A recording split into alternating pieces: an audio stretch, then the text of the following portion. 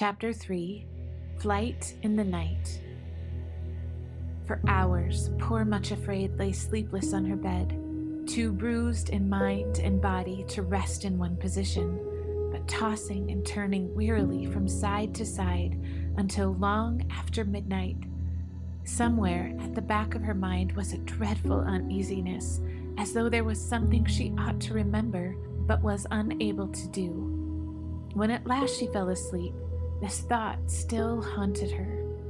She woke suddenly an hour or two later, her mind intensely alert, conscious of an agonizing pain such as she had never known before. The thorn in her heart was throbbing and aching in a manner she could scarcely bear.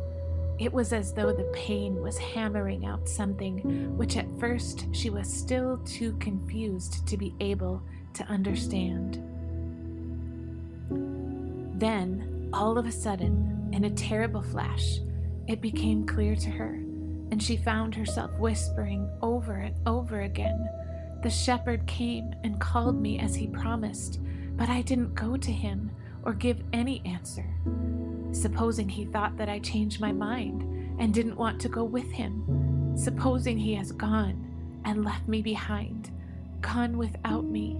Yes, left me behind." The shock of this thought was awful. This was the thing she had forgotten. He would not be able to understand why she had not gone out to him as he had told her. He had urged her to be ready to go with him the instant that he called, that there must be no delay, that he himself had to go to the mountains on urgent business.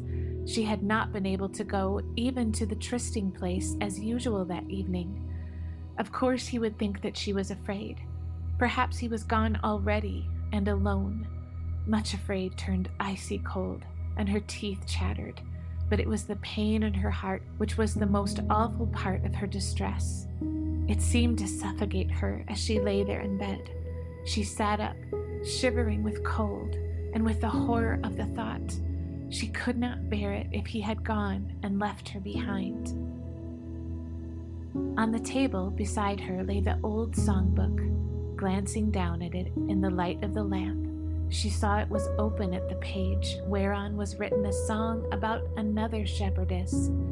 She, just like herself, had failed to respond to the call of love, and then found too late that love had gone away. It had always seemed to her such a sad song that she could hardly read it, but now, as she read the words again, in the dark loneliness of the night, it seemed as though it was the cry of her own forlorn and terrified heart. "By night on my bed I sought him, he whom my soul loveth soul. I sought, but I could not find him, and now I will rise and go, out in the streets of the city, and out on the broad highway. For he whom my soul so loveth has left me and gone away." The page in the little songbook ended there, and she did not turn the leaf. Suddenly, she could bear the uncertainty no longer. She must see for herself at once if he really had gone away and left her behind. She slipped out of her bed, dressed herself as quickly as her shaking fingers would permit, and then unlocked the cottage door. She, too, would go out into the street and the broad highway, and would see if she could find him, would see if he had gone and left her behind, or, oh, if only it were possible, if he had waited to give her another chance. Opening the door, she went out into the darkness.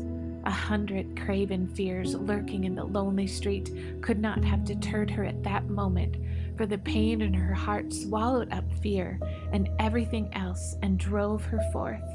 So in the dark hours, just before the dawn, Much Afraid started off to look for the shepherd. She could not go quickly because of her lameness, but limped along the village streets toward the open fields and the sheepfolds.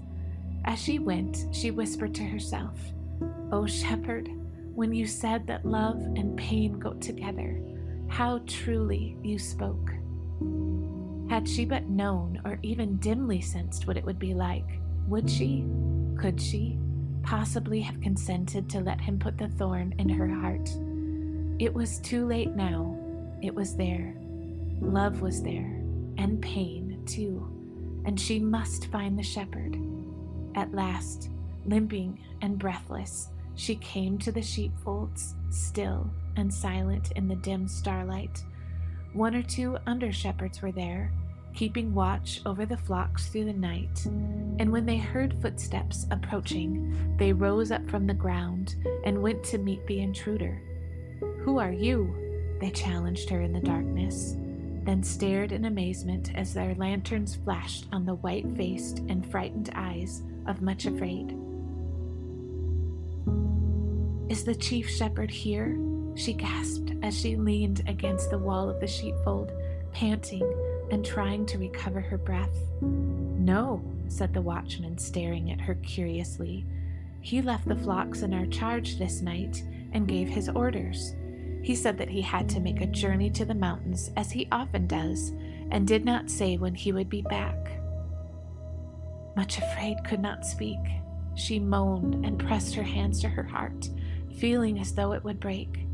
What could she do now? He was gone. He had thought that she did not want to go and had not waited for her. Then, aching with despair, she leaned trembling against the wall of the fold. She remembered the shepherd's face and the loving kindness of the look with which he had invited her to accompany him to the mountains. It came to her mind that he who understood her so well, who knew about all her fears and had compassion on her, would not leave until he was quite sure that she really meant to refuse to go with him. She lifted her eyes, looked across the valley toward the eastern mountains and the high places. A faint streak of light was appearing in the east, and she knew that soon the sun would rise. Suddenly, she remembered the last verse of the sad song which she had read, the last verse on the page which she had not waited to turn over. It came whispering into her mind, just as a little bird began to sing in one of the bushes beside her. "And then, in the dawn, I saw him, he whom my heart loveth so. I found him, held him, and told him I could never let him go." Canticle 3, 1-5. Much Afraid ceased trembling and said to herself, "I will go to the trysting place and see if he is waiting for me there." With scarcely a word to the watchman, she turned and hurried southward over the field where Craven Fear had met her toward the sheep pool. Almost forgetting that she was lame, she sped toward the distant trees which fringed the pool. Just as the sky turned red above the mountains, the joyous, babbling sound of cascading water reached her ears, and as she hurried forward, Much Afraid suddenly found a cascade of song pouring forth from her own heart. He was there, standing by the pool, looking toward her with the light of the sunrise shining on his face. As Much Afraid stumbled toward him, he stepped quickly to her side, and she fell at his feet sobbing, "Oh, my Lord, take me with you, as you said. Don't leave me behind."